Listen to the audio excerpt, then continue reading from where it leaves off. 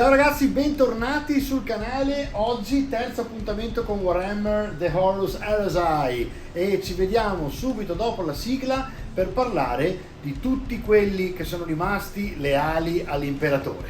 A dopo.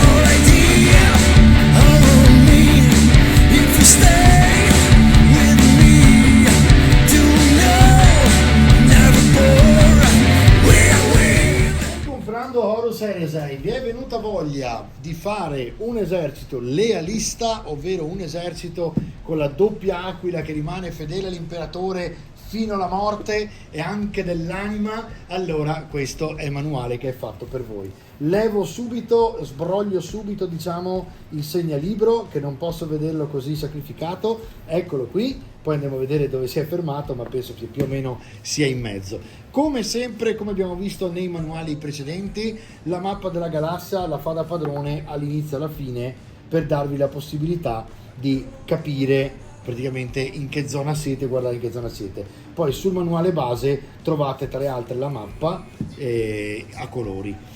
I contenuti, quindi qui avete ovviamente all'inizio la praticamente copertina con l'introduzione e poi avete i content che sono praticamente ovviamente l'appendice se cercate qualcosa velocemente, e si parte subito con una mega illustrazione, ok? E da qui andiamo avanti nel vedere, come l'altra volta, come sono le legioni Astartes, in questo caso lealiste all'imperatore, le parti schematiche con il Crusade Force Organization Chart, che è come dovete costruire un esercito partendo da una base obbligatoria per poi andare oltre, e quindi fasi opzionali e anche un massimo. Anche qui incrocio fra primary e optional, cioè quali sono alleate e quali non potranno mai allearsi perché sono super nemiche. E da qui, andando avanti, andiamo direttamente all'headquarter, che è in questo caso il quartier generale. Vedete che c'è un pretore dei Imperial Fist, infatti loro sono veramente i difensori della terra numero uno, diciamo, no? Perché restano stabili sulla terra, mentre i Templari Neri, per esempio, sono la parte dei Imperial Fist che va invece incrociata all'esterno. Questa è una piccola chicca così. Il Legion Praetor qui si riparte praticamente identico all'altra parte, quindi suppongo che più o meno questa sia una parte uguale a quella dell'altro manuale, che è quello dei traditori. Quindi in poche parole, quello che trovate nel libro dei traditori che abbiamo visto la puntata scorsa, praticamente all'inizio è la stessa cosa che trovate di qua. Non ho letto tutto, quindi bisogna capire se c'è qualche modifica, sarebbe anche interessante, ma ripeto, se sono più simili è figo, perché dovete utilizzare per forza le regole speciali di ogni tipo di armata per potervi differenziare sul campo di battaglia. Quindi saltiamo praticamente tutta la parte che descrive l'esercito, ok, base, e andiamo a vedere i nostri mini codex, li chiamerò così da adesso in poi, in cui praticamente vediamo chi c'è che sta dalla parte dell'imperatore. I primi sono i Dark Angels, ragazzi, Dark Angels che sono estremamente iconici nel 30.000 perché non hanno la colorazione verde che ci aspettiamo, ma sono praticamente i Templari, sono molto simili e hanno varie praticamente iconografie che vedete chiaramente qui, e poi vedete gli schemi di colore. Non è che tra virgolette i buoni siano meno crudi e grim dei cattivi, in realtà si sono separati fra loro, ma erano tutti gotici fin dall'inizio, ok? Qui si va sulle White Scars che hanno questi modellini Forge stupendi, che sono praticamente le moto volanti a grav, che hanno proprio loro, hanno fatto per loro, sono fantastiche perché avete un tipo di moto diversa ed effettivamente loro sono caratterizzati dal fatto che sono un esercito, un'armata molto mobile e quindi che rapidamente tenta di arrivare sull'obiettivo per attaccarlo e mordere velocemente, come altrettanto sanno, diciamo, ritirarsi, e quindi utilizzano moltissimo cose come il land speeder. Ecco le moto iconiche loro, e anche il loro per esempio speeder, l'assault speeder, che è diverso come vedete dai design a cui siete abituati nel 40.000. Andiamo poi a vederci gli altri dopo i White Scars, che sono gli Space Wolves. Space Wolves anche qui diversi da quelli a cui siamo abituati nei 40k. A me piacciono un botto, quasi quasi ero contento che vincessero loro al posto degli Imperial Fist. Poi mi sono reso conto che comunque un tutorial sul giallo ci sta alla grande, perché ci divertiremo un sacco. Al di là di quello, gli Space Wolves sono, ma non è escluso che prima o poi li vedrete sul canale, perché io vado un matto per loro. Sono sostanzialmente grigiasti scuri, hanno questa colorazione come vedete molto diversa da quella a cui siete abituati, ma guardate questa livrea qui, che bella che è. Immaginate dipingere così il carro, che bello che è, oro, rosso e grigio scuro così. Guardate lui com'è, con questi praticamente sembrano dei tattoo quasi vichinghi. Guardate che belli che sono, runici così, veramente. In realtà non è runico, però diciamo che ricorda moltissimo i tatuaggi vichinghi, no? E loro hanno un po' questa connotazione lupo vichingo, eccetera. Infatti lo vedete, hanno anche i lupi proprio, che sono giganteschi, e sono i cosiddetti Wolfkin of Russ. E qui poi avete i vari, per cui tra le altre, quando vedete il Deathsorn, loro molto strano, molto particolare, ha questo elmo che vedete qui quasi d'osso, sono molto selvaggi loro, no? E quindi vanno, attaccano, mordono, fanno tutto quello che possono per attaccare e fare del male. Eccoci arrivati al giallo che si presta moltissimo al weathering, e quindi alla ruggine arancione che va in sfumatura, piuttosto che tutte quante queste parti che vedete molto rovinate. Gli Imperial Fist sono appunto difensori che restano stabili sulla terra, e sono quelli che se la devono vedere con tutti quelli che cercano di conquistarla. Ho già anche la versione speciale appunto di Fafnir Run, e quindi poi andremo a vederlo in tutorial. E quindi anche qui questa sarà una cosa che, come i figli di Horus, vedremo insieme. Proverò a vedere di ragionare su armate fatte proprio in un giorno, dalla mattina alla sera, tutto quello che trovate nella scatola, boom, dipinto. Ovviamente più facile con l'aerografo, meno facile a mano col dry brush, ma più o meno si ha un risultato simile e si riesce con 4-5 passaggi di colore a fare l'armatura, e poi bisogna andare sui particolari. Andiamo avanti rispetto agli Imperial Fist, che tra le altre hanno una parte corposa, bisogna capire poi le regole particolari che hanno, e guardiamo un altro iconico degli iconici, Blood Angels. Loro sono veramente super protagonisti. Sapete che sta per uscire il penultimo e ultimo libro dell'Elesia di Horus, della saga di 54 volumi. Saranno tanti da tradurre, li tradurremo con la nera, e finalmente capiremo cosa è successo a Sanguinus, che è il loro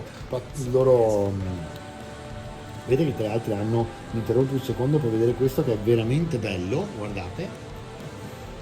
Comunque parlavo di Sanguinus, che è il loro primarca, che ora vedete qui, eccolo qui, guardate che roba, è come fosse un angelo vendicatore venuto dal cielo proprio, no?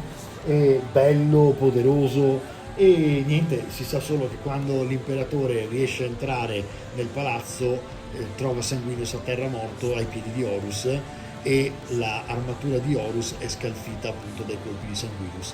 Non si sa altro, quindi tenteremo di capire, leggendo i volumi, i nuovi romanzi, che cosa succede a uno o l'altro. Ok, andiamo avanti.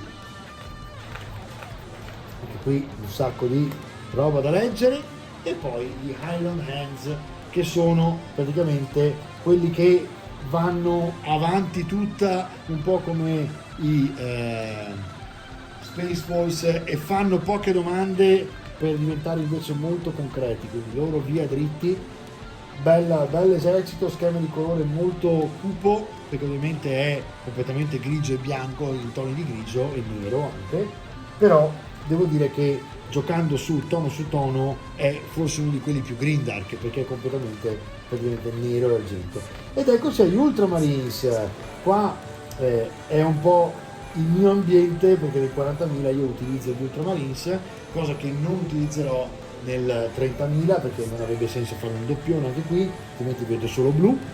Gli Ultramarines, che sono sostanzialmente quelli che poi diventeranno i principali in assoluto, con il loro Gilliman che sembra un Cesare qua e che praticamente guida i propri Ultramarines alla liberazione dell'intero settore, che è gigantesco, mezza su tutta la galassia praticamente, diciamo conquistato dagli esseri umani. I Salamanders, che sono stati molto seguiti in un periodo in cui la settima, ottava edizione andavano tantissimo. Mi ricordo che Salamander, almeno a Firenze, nel negozio GV li facevano veramente in tanti, ed è un esercito che piace, e perché c'è sostanzialmente questa idea del fuoco, del fatto che per esempio il loro primarca sia completamente nero, proprio come fosse carbonizzato, a questa pelle speciale, no? E quindi Vulcan tra le altre poi scompare, non si sa dov'è, torna nel 40.000, e quindi insomma molto bello anche questa da vedere. E poi vediamo la Ravengard, che penso sia l'ultima, Ravengard, che è super iconica e praticamente è un'altra di quelle abbastanza rapide come assalto, tipo i White Scars, che mentre usano i White Scars le moto e i veicoli, loro usano moltissimo gli assaltatori, che hanno praticamente i jetpack, e vedete che sono molto particolari, perché invece di avere il jetpack in questo caso hanno proprio delle ali meccaniche. Molto belle le miniature. Anche qui siamo su una colorazione, uno schema di colore estremamente grim, e quindi anche qui potrebbe essere interessantissimo andare a divertirsi a farli se volete fare schemi di colore grindark. Super illustrazione finale, suppongo, di un tavolo Forge World, perché vedo delle parti proprio completamente Forge World, bellissimo. La cosa che mi piace proprio di questi manuali è che hanno mischiato praticamente il capitolo Aprobavit della Forge World, e quindi tutta quella parte Imperial Armor, che praticamente serviva a capire come colorare appunto anche 30.000 tutti i veicoli, dove c'erano addirittura dei corsi per usare i pigmenti che vende la Forge World, eccetera, e praticamente poi hanno mescolato tutto con GV, quindi ha uno stile molto pro anche all'interno dell'hobbismo, quindi qui siamo al lobby che viene trattato come una nicchia nella nicchia, ok? Non so neanche si può dire hobbismo, ma insomma rende l'idea. E in questo caso insomma i manuali sono veramente dei capolavori che solo da sfogliare, da leggere, sicuramente danno il loro piacere, ok? Ci vediamo ragazzi per un recap.